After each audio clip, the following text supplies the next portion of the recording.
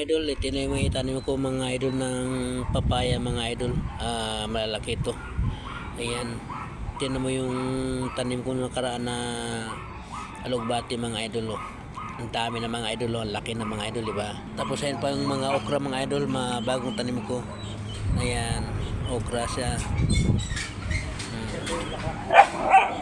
Saka yung mga oregano mga idol. Oh. Ang tataba mga oregano mga idol. Oh.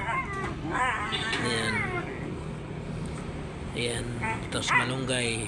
Tinan mo yung kalabasa mga idol, kalabasa.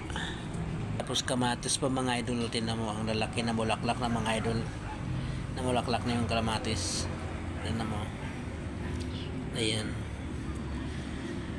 Nililinis ko at saka yung tanglad mga idol. Tinan ko nakaraan, lumalaki na siya. Tapos talong. Ayan. Ito, 4 na taon na yung mga idol ng talong. Tignan mo, hanggang ngayon buhay pa. Tsaka yung kalabasa mga idol, ang tataba. Tignan mo mga idol, tataba. Kaya dito sa opisina namin, libre na kami sa mga gulay.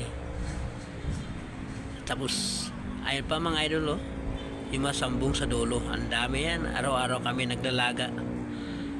Sambong. Ayan pa yung tanglad. Ayan. Ang tataba na yung mga idol ng tanglad. Kita nyo. Ayan pa sa dulo. May bagong tanim naman ako ng papaya. Ang dami kong tanim mga papaya mga idol. Kaya ito yung papaya nga yung mga buto sinaboy ko dyan. Kaya ang dami na. Kaya medyo ang papayat na, kaya tinanim ko kanina. Ang dami niya mga idol.